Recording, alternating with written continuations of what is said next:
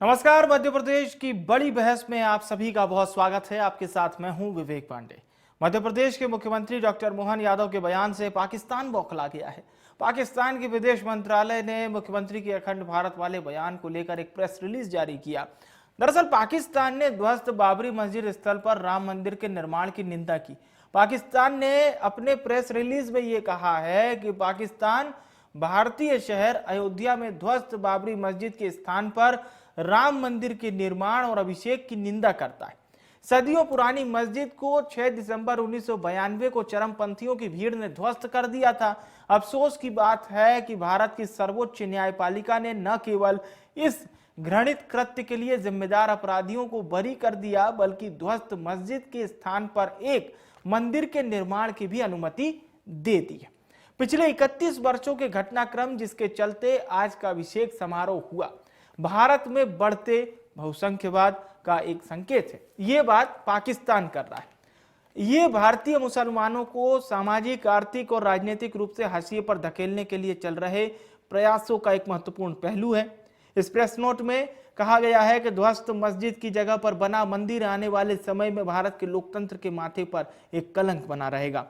Press note में कहा गया है कि विशेष रूप से वाराणसी में ज्ञानवापी मस्जिद और मथुरा में शाहिदगाह मस्जिद सहित मस्जिदों की सूची भी बढ़ती जा रही है, जो अपवित्रता और विनाश के समान खतरे का सामना कर रही है। इस प्रेस रिलीज में यह भी लिखा गया है कि भारत में हिंदुत्व विचारधारा का बढ़ता ज्वार धार्मिक सद्भाव और क्षेत्रीय शांति के लिए गंभीर खतरा है। लिख कौन रहा है? पाकिस्तान। भारत के दो प्रमुख राज्यों उत्तर प्रदेश और मध्य प्रदेश के मुख्यमंत्रियों ने बाबरी मस्जिद के विध्वंस या राम मंदिर के उद्घाटन को पाकिस्तान के कुछ हिस्सों को पुनः प्राप्त करने की दिशा में पहला कदम बताया। अंतर्राष्ट्रीय समुदाय को भारत में बढ़ते इस्लामोफोबिया, घृणा भाषण और घृणा अपराधों पर संज्ञान लेना चाहिए। अब आपको बताते हैं कि मध्य प्रदेश की राजधानी भोपाल में आयोजित हनुमान चालीसा पाठ कार्यक्रम में मुख्यमंत्री मोहन यादव ने कहा कि इतिहास बन जाएगा। राम राज्य के प्राकट्य का पहला चरण है, अखंड भारत फिर बनेगा। अफगानिस्तान तक अखंड भारत होगा। राम मंदिर निर्माण इसका पहला चरण है। हमारा समय खराब था तो आक्रांताओं ने छिन्न भिन्न किया। हमारे आराध्य का मंदिर दुश्मनों की आंखों में खटकता था। समय खराब था, आतताइयों ने हमारे हाथ से वो छीना। आतताइयों ने उसे हमारे हाथ से छीन लिया था, लेकिन अब फिर से अखंड भारत बनेगा। आज इसी मुद्दे पर हम भी विस्तार से बात करने जा रहे हैं। कुछ मेहमानों को आपके साथ जोड़ेंगे। उससे पहले सुनिए कि पूरे मामले पर सीएम मोहन यादव और कांग्रेस नेताओं की आखिर प्रतिक्रिया क्या है, आइए सुनते हैं। पाकिस्तान लाख आपत्ति जताई। हम सब जानते हैं कि सिंध से जो विस्थापित लोग यहाँ आए, शरणार्थी आए, उसके पहले तो अखंड भारत था ही। तो ननकाना साहब सहित जो हमारे अपने अतीत के अखंड भारत के हिस्से अगर रहे, उनको लेकर के तो हमारे लिए आज भी हमारा राष्ट्रगान में हम पंजाब, सिंध, गुजरात, मराठा, सिंध को अलग थोड़ी छोड़ सकते हैं। तो स्वाभाविक रूप से जब अयोध्या में भगवान श्री राम का मंदिर का एक तरह से प्राण प्रतिष्ठा हुई है और उस अवसर पर हमारा सांस्कृतिक अखंड भारत का सपना हजारों हजार साल से रहा है, तो कोई की आपत्ति करने से वो बात समाप्त तो नहीं हो जाएगी, वो तो अपनी जगह स्थायी रहेगी। मध्य प्रदेश के मुख्यमंत्री माननीय मोहन यादव जी के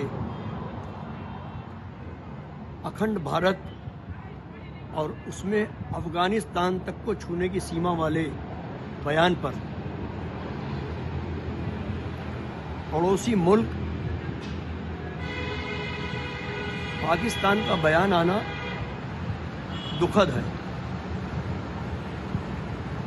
और यह भी सच है कि डॉक्टर मोहन यादव साहब मध्य प्रदेश के मुख्यमंत्री हैं,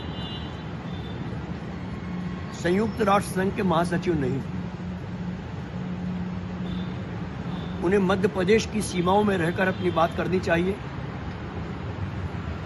जिस दिन यह बयान आया था उस दिन भी हमने अपना रुख स्पष्ट किया था। गृह मंत्री के नाते माननीय मुख्यमंत्री जी को मध्य प्रदेश की बिगड़ती कानून व्यवस्था पर ध्यान देना चाहिए। गुंडे सरेराह पुलिस अधिकारियों और कर्मचारियों की हत्याएं कर रहे हैं, उस पर उनका ध्यान नहीं है।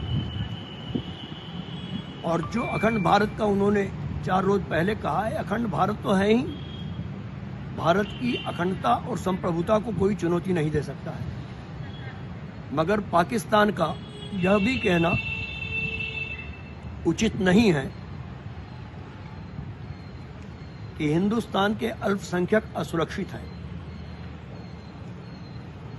हिंदुस्तान के अल्पसंख्यक खुद कहते हैं कि जितना वो भारत में सुरक्षित है उतना कहीं भी सुरक्षित नहीं हो सकते विश्व में। तो पाकिस्तान भारत के आंतरिक मामलों में हस्तक्षेप न करे और माननीय मुख्यमंत्री जी भी यह ध्यान रखें कि वे मध्य प्रदेश के मुख्यमंत्री अंतर्राष्ट्रीय राजनीतिक विशेषज्ञ नहीं तो बेहतर होगा। पाकिस्तान एक ऐसा देश है जहां लोकतंत्र खुद एक अबूझ पहेली है। पाकिस्तान मुस्लिम गणराज्य है और पाकिस्तान ये बात कह रहा है। वैसे आपको बता दें 1947 को अगर आप याद करेंगे तो उस वक्त पाकिस्तान की जनसंख्या, हिंदू जनसंख्या तकरीबन 20% हुआ करती थी, तकरीबन। और ये घटकर आंकड़े बताते हैं कि 90 आते आते तक 1.6% ही रह गई। सोचिए आप, वो देश कह रहा है। अब दो खास मेहमानों को आपके साथ जोड़ते हैं। वंदना त्रिपाठी जी प्रवक्ता हैं भारतीय जनता पार्टी की और ब्रजभूषण नाथ जी वरिष्ठ नेता हैं कांग्रेस के। आप दोनों का बहुत स्वागत है। वंदना जी, चर्चा की शुरुआत आपसे। अखंड भारत वाले बयान पर पाकिस्तान इतना बौखलाया है, जिस देश में अल्पसंख्यक महफूज रहना तो बहुत दूर की बात है, अपने किसी त्यौहार को नहीं मना सकते, वो देश हमें नसीहत दे रहा है कि साहब आपके यहाँ ये हो रहा है, जबकि उनको यही नहीं पता है कि बाबरी मस्जिद का निर्माण किसने कराया था, बाबर कौन था, मथुरा में उसने क्या किया था, काशी में उसने क्या किया था। खैर, ये सब बहुत बड़ी कहानी है। लेकिन वंदना जी, फर्स्ट रिएक्शन पाकिस्तानी विदेश मंत्रालय के प्रवक्ता के जारी इस प्रेस नोट पर आपका और आपकी पार्टी का। जी जी, सभी सम्मानित पैनलिस्टों को नमस्कार, भाई साहब को नमस्कार। देखिए, ये पाकिस्तानी मीडिया ने जो, या पाकिस्तानी विदेश मंत्रालय ने जो ये प्रेस नोट जारी किया है, इसके विषय में ये कह सकते हैं कि जिनके घर खुद शीशे के हों, दूसरों के घर पर पत्थर नहीं मारते। पाकिस्तान जो भुखमरी से जूझ रहा है, जहां पे अल्पसंख्यक जो रहते हैं वो लोग अपना त्योहार नहीं मना सकते, वो लोग अपने जो तीर्थ स्थान हैं उन पर जाके पूजा अर्चना नहीं कर सकते। वहां की जो सबसे इम्पोर्टेंट पॉपुलेशन है, मुस्लिम पॉपुलेशन, वो खुद सुरक्षित महसूस नहीं करती। वहां की मस्जिदों में हमला हो जाता है, दरगाहों में हमला हो जाता है। तो वो पाकिस्तान हमें नसीहत ना दे। हमारे यहाँ हमारे अल्पसंख्यक वर्ग कितना सुरक्षित महसूस करता है, ये खुद वो स्वयं आके बताता है। और आपने देखा कल किस तरह से जो दीपावली मनाई गई, उसका हिस्सा हर संप्रदाय के लोग बने। सबने कल के दिन को एक त्योहार के रूप में बनाया। तो ये अखंड भारत का जो हम कहते हैं, हम कहते नहीं है, हम अखंडता में विश्वास रखते हैं। हमारे भारत में जो सारे धर्म हैं वो सब अपने आप को सुरक्षित महसूस करते हैं। लेकिन ये पाकिस्तानी इतना बौखला क्यों रहे हैं? मध्य प्रदेश के मुख्यमंत्री के बयान पर, यूपी के मुख्यमंत्री के बयान पर इतना चर्चा लाहौर इस्लामाबाद में चल रही है, यहाँ मुख्यमंत्री के बयानों की। देखिए, ये दिखाता है कि भारत वैश्विक स्तर पर कितना ज्यादा प्रसिद्धि पा चुका है और राम मंदिर निर्माण कितना खटक रहा है पाकिस्तान को, कि पाकिस्तान को इतना ज्यादा मतलब अंदरूनी राजनीति में भारत की घुसना पड़ रहा है, कि पाकिस्तान को जाके देखना पड़ रहा है कि भारत में कौन से प्रदेश के मुख्यमंत्री क्या बोल रहे हैं। तो इससे आप तो ये तो पॉजिटिव सिग्नल है कि भारत को प्रसिद्धि मिल रही है और भारत में सबकी रुचि जाग रही है। खास करके हमारे पड़ोसी देश में जिस तरह से तिलमिलाहट मची हुई है, तो ये समझ में आ रहा है उन्हें कि भारत अब वो भारत नहीं है जहां पे वो अपने जो आतंकी हैं उन्हें भेजकर ताज होटल में हमला करवा देंगे, रेलवे स्टेशन में लोगों को खुलेआम गोली मरवाएंगे। ये वो भारत नहीं है।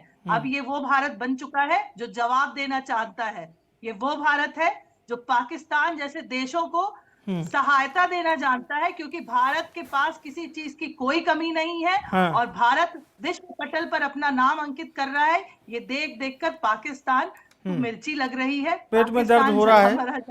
ब्रजभूषण साहब क्या कहेंगे? पाकिस्तान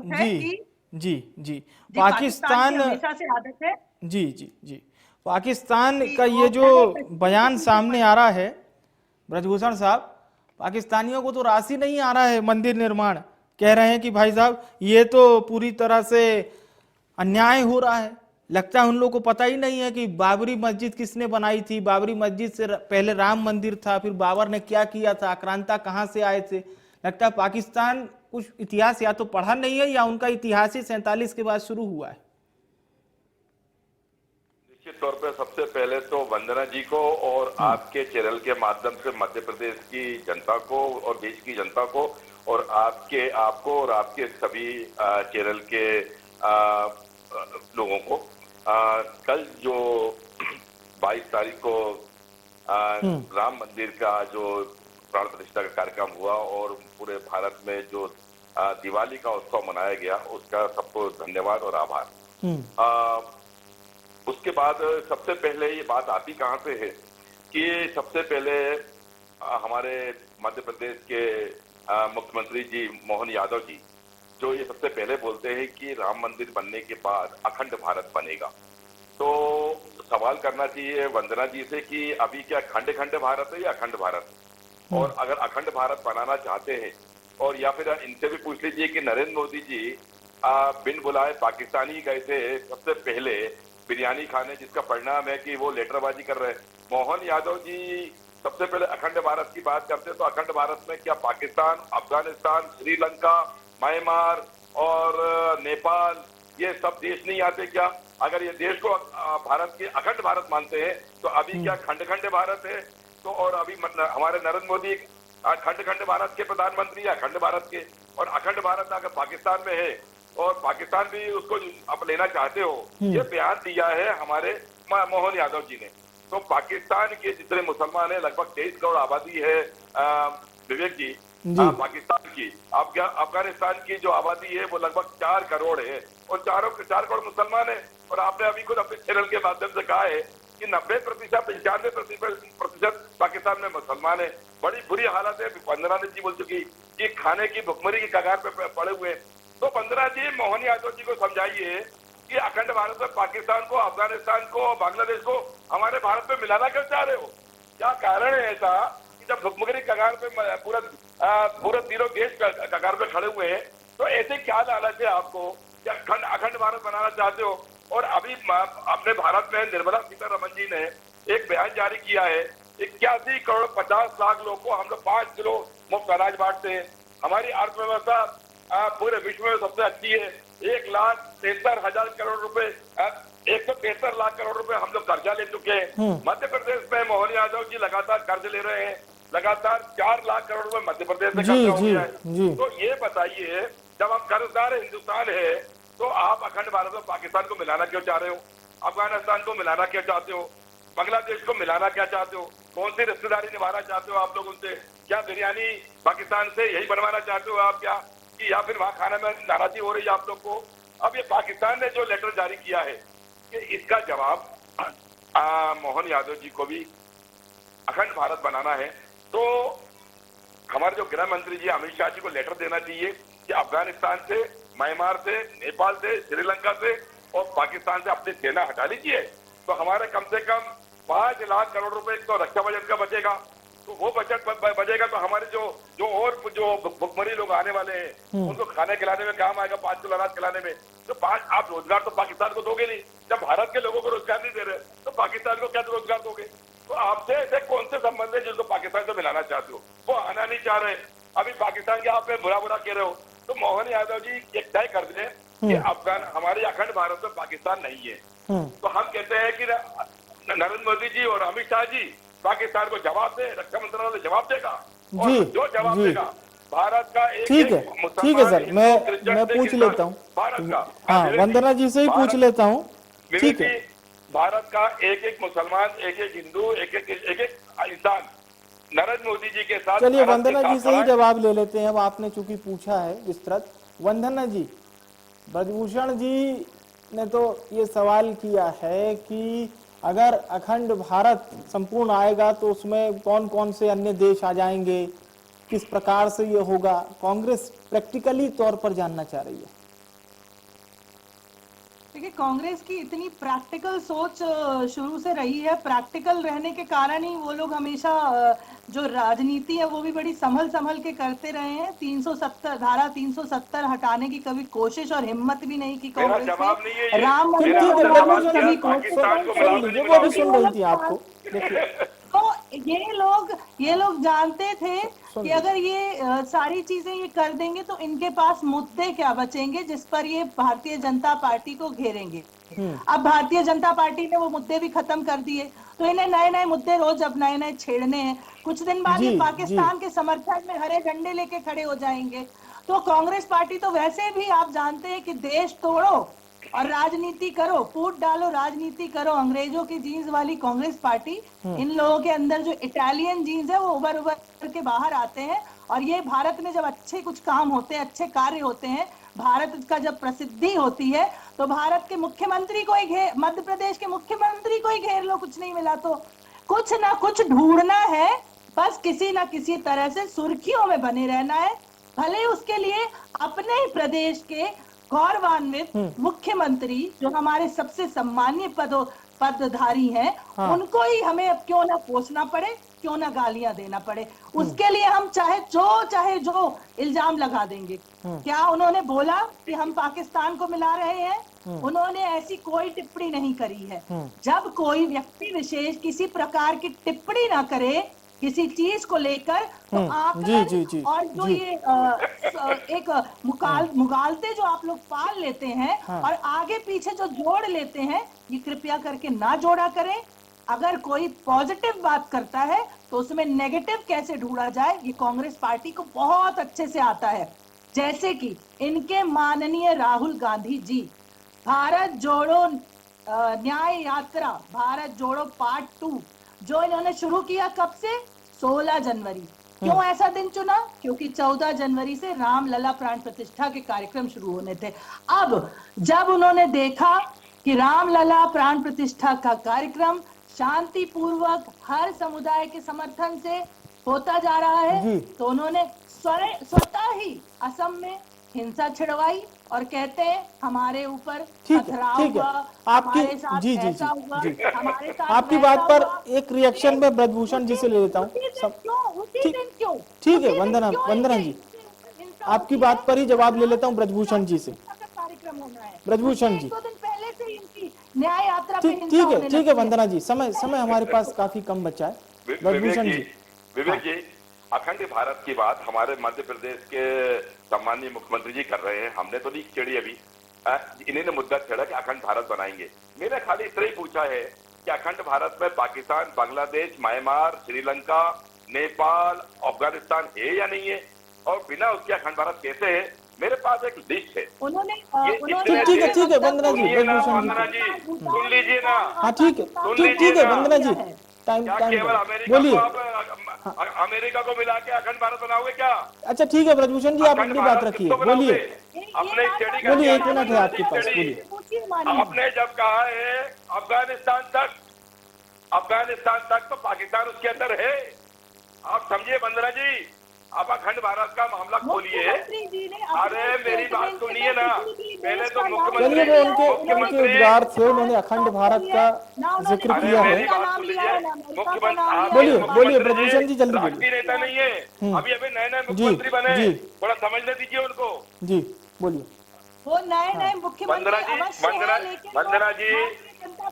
जी बात सुन लीजिए। अभी नए मुख्यमंत्री बने हैं, उन्हें थोड़ा सीखने दीजिए। पहले अंतर्राष्ट्रीय मुद्दे पे ना बोले तो बेहतर होगा। अंतर्राष्ट्रीय मुद्दे पे बैठने के लिए अमित शाह जी और नरेंद्र मोदी जी हैं। नरेंद्र मोदी जी अमित शाह हैं। पहली बार मुख्यमंत्री बने थे 2014 में। आपके कमलनाथ जी भी पहली बार ही मुख्यमंत्री बने। चलिए ठीक है, मेरे पास चर्चा का समय इतना ही था। मैं धन्यवाद करूंगा वंदना जी आपका, ब्रजभूषण जी आपका बहुत बहुत शुक्रिया हमारे साथ बड़ी बहस में जुड़ने के लिए। बड़ी बहस पर आज हम बात कर रहे थे पाकिस्तान द्वारा जारी किए गए उस प्रेस नोट की। पाकिस्तान जो कि इस्लामिक मुल्क है, कहने को तो वहां पर लोकतंत्र है, लेकिन किस तरह का है उसे आप देखते हैं। पाकिस्तान में इस वक्त महंगाई चरम पर है। वहां पर आटा कभी 300 रुपए मिलता है तो कभी 350 रुपए। हालात ये हो चले हैं कि पाकिस्तान को वर्ल्ड बैंक ने कई बार लोन देने से भी इनकार कर दिया है और अपनी छीछा लेदर पाकिस्तान अंतर्राष्ट्रीय मंचों पर करवाता आया है। पर अब पाकिस्तान नसीहत भारत को दे रहा है, कह रहा है कि यहाँ पर अल्पसंख्यकों की स्थिति काफी खराब है। पाकिस्तान की जब से स्थापना हुई है तब से लेकर आज तक कभी भी वहां पर कोई भी हिंदू नेता बड़े पदों पर आसीन नहीं हो पाया। शायद पाकिस्तान देख नहीं पाया कि भारत में कितने राष्ट्रपति अलग अलग धर्मों के बने, लेकिन यह भारत है जो लोकतांत्रिक तौर पर काफी मजबूत है और धर्म के चलते आगे नहीं बढ़ता है बल्कि लोकतांत्रिक मुद्दों पर आगे बढ़ता है। काश पाकिस्तान ये सब देखा होता तो 1947 में पाकिस्तान में जो हिंदुओं की तादाद 20% थी वो 90 तक आते आते 1.6% नहीं हो पाती। पाकिस्तान को ये सब भी देखना चाहिए। यही वजह है कि भारत G20 की अध्यक्षता भी करता है और तमाम अंतर्राष्ट्रीय मंचों पर अपने देश के नागरिकों का प्रतिनिधित्व भी करता है। लेकिन वही पाकिस्तान आज भी आतंकवाद के भरोसे ही खुद को आगे कर रहा है। फिलहाल के लिए बड़ी बहस में इतना ही।